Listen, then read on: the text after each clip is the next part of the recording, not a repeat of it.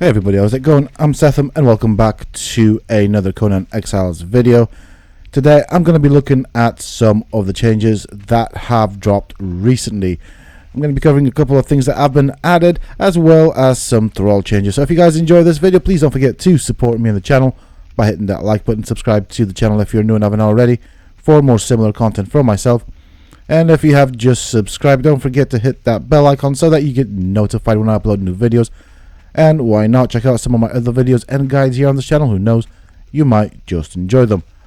Also, for those interested, you can always find me on the Sethtopia Discord. Links to this, of course, you can find down below in the video's description, as well as in a pinned comment for myself. Now, I've been on holiday, so I couldn't get this out as fast as I wanted to. However, I'm back, and we are going to look at all of the new things that have dropped with Conan Exiles. This video will just cover some of the new changes that have taken place, stuff that has been added, and of course, if you watched my previous video on Conan Exiles, the Bandit Leader is no longer tameable. However, if you have a Bandit Leader, you still get to keep it. As you can see over here, we have a Bandit Leader, and first thing I can tell is that the HP has significantly been reduced. It has now 6,000 HP instead of 7,200 and whatever it was before. So that is a significant difference with regards to the Bandit Leader. Now, if we're going to look at the Captain has the same as before, and so do the Relic Hunter Treasure Seekers. Now, I am curious to find out if the Bandit Leader only has had a HP change, or if the damage has also been affected. I have the idea of trying to make a new and updated damage test video on the Bandit Leader. So if you guys are interested in seeing that, let me know down below. I will be happy to oblige. I will, of course, be comparing it to the good old Relic Hunter Treasure Seeker as well as the Captain, as those are the thralls that we've used in the past. Now, I've gone to Sepamaru, where the Bandit Leader used to be found. Luckily, this time around, we have a Bandit Leader right here. And the other difference is they are no longer tameable. If I could hit them, that would be great. So as you can see, the bar above the health is not going down, making them untameable. And so therefore now when you go to Sepamaru and you come to this location, or the locations where the Bandit Leaders tend to spawn, you'll have to fight the Bandit Leader along with all of their allies over here, which are now not tameable. So this is what I'm trying to show you. None of these guys are tameable anymore. Now, that's not a bad thing. It doesn't really bother me. Let's have a look at what loot they drop. They don't seem to drop anything interesting from what I can see. Yeah, just normal rubbish. Okay, what did you drop? So the loot from them is not all that great.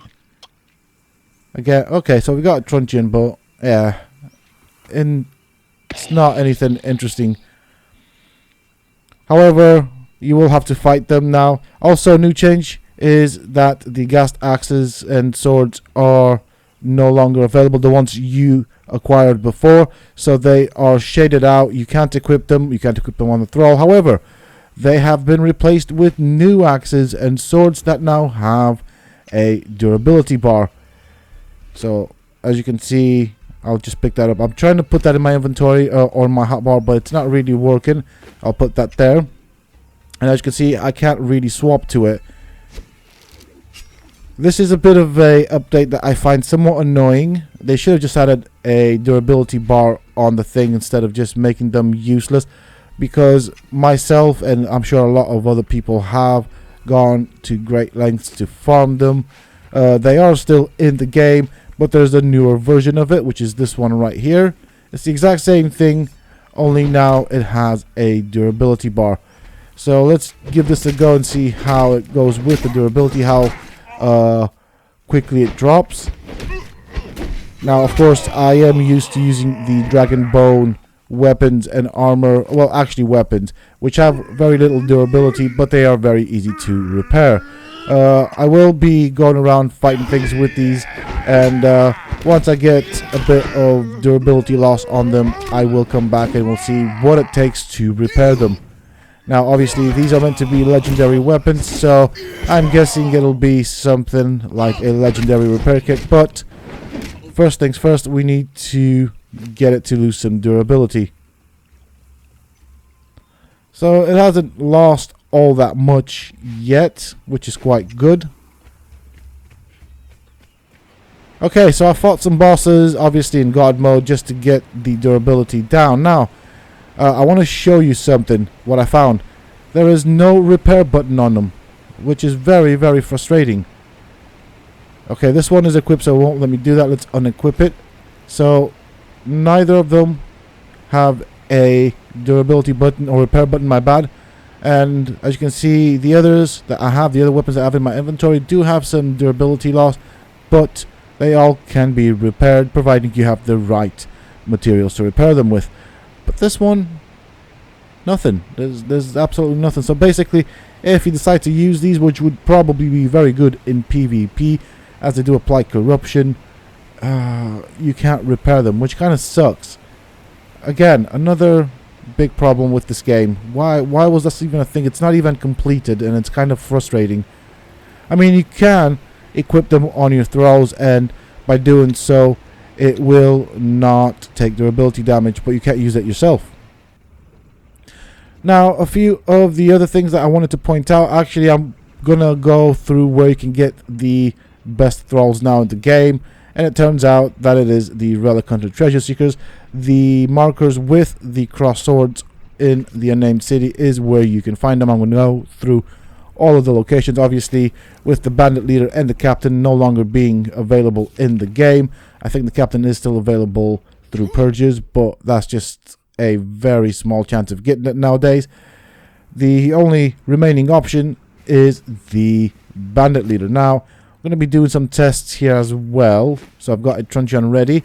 I'm going to see if the bosses or the mini bosses with the Relic Hunter treasure seekers are tameable, and they appear not to be. They don't take any torpor damage from the truncheon. So let's try this guy. As you can see already, he's already taken some torpor damage, meaning that they can be knocked out, then taken into a wheel of pain to be broken and turned into thralls. So I'll just completely knock this guy out, and then I will show you all of the locations where the Relic Hunter treasure seekers tend to spawn. They spawn in groups of 3 to maybe 5, 6-ish. So you can get a handful of them from one location, place them in your wheel of pain. I would suggest probably getting these guys as quick as you can before the developers at Funcom decide to make these untamable as well.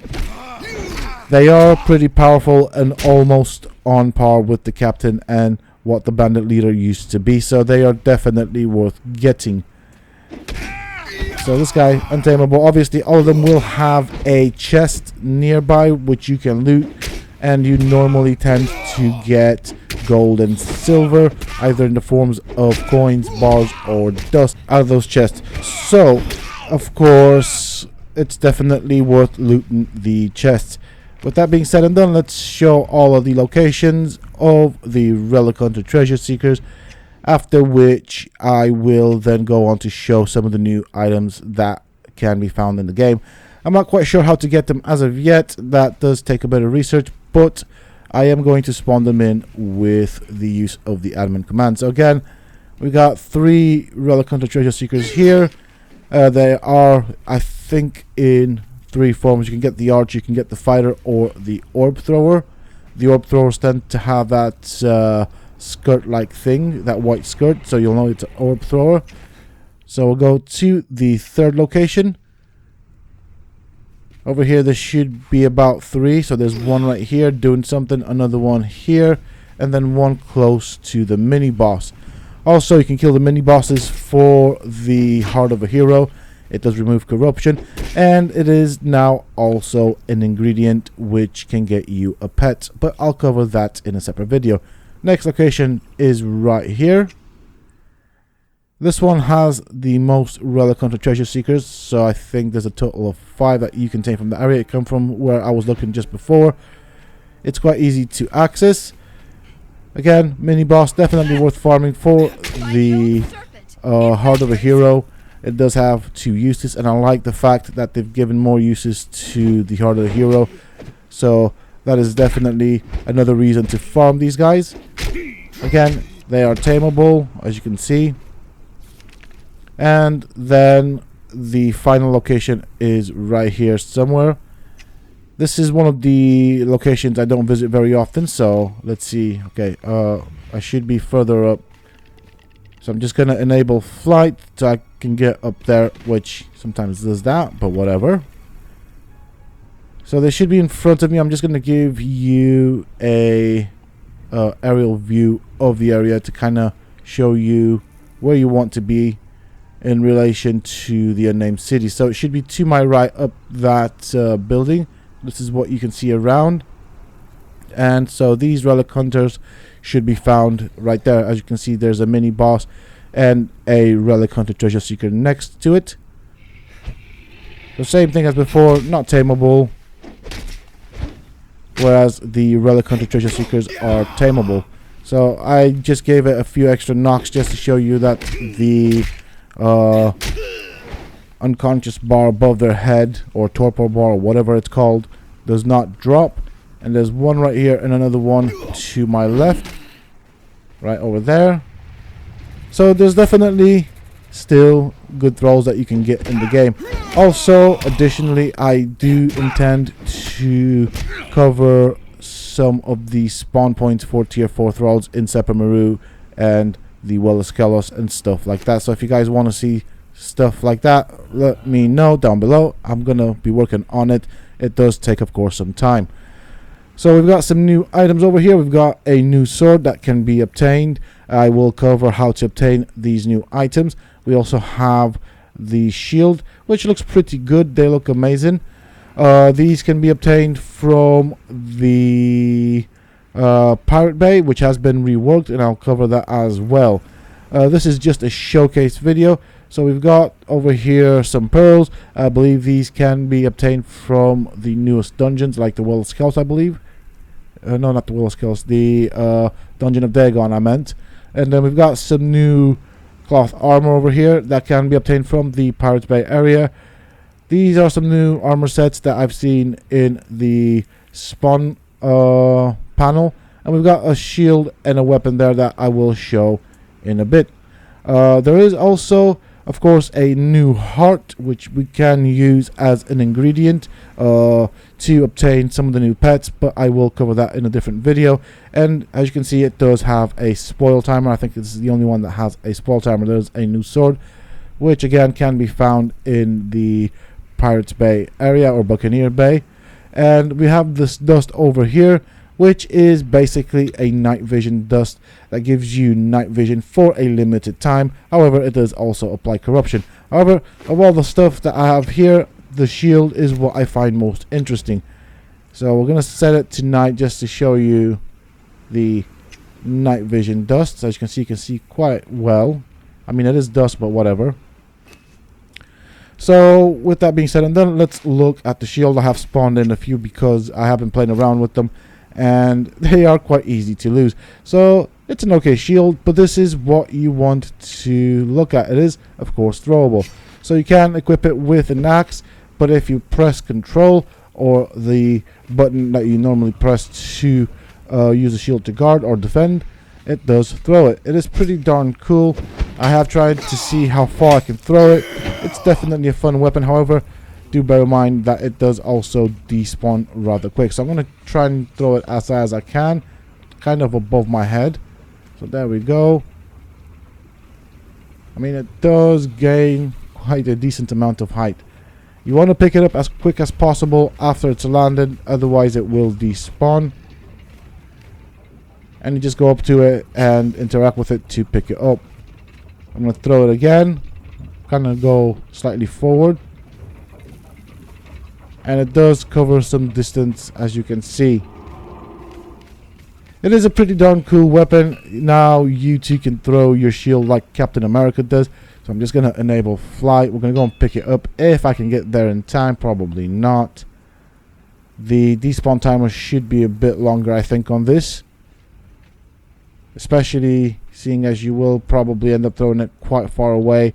Or you have the possibility of throwing it quite far away. But it's alright, because I have another one with me. And also, the shield has another interesting ability. So I am going to throw it at one of my thralls.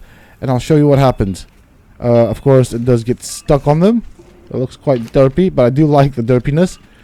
And you can get your shield back from your thrall by accessing their inventory. So once the shield hits your thrall, it does go back into their inventory. I'm not sure if this is meant to be a thing or it's just something that I discovered. I'm guessing it's meant to be a thing.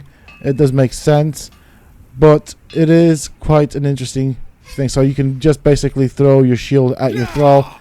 It will hit them, probably do damage, but it will be in the inventory. Just make sure you don't throw it at a thrall that's about to die. Maybe that's not a good thing to do. As you saw, you do get a decent range on it. You can throw it at objects, you can throw it at people, but you do want to be close to it, or relatively close to it, as it does despawn fairly fast. So there you go. It is an amazing weapon. I do like the ability this weapon has. I think it's pretty cool. I don't know how useful it is, but I do personally like it. It's quite a nice feature to have. Now, of course, the question is, and I've not tested this one, is what happens once you've thrown the shield at a thrall? Will it use it? Will the thrall throw the shield himself?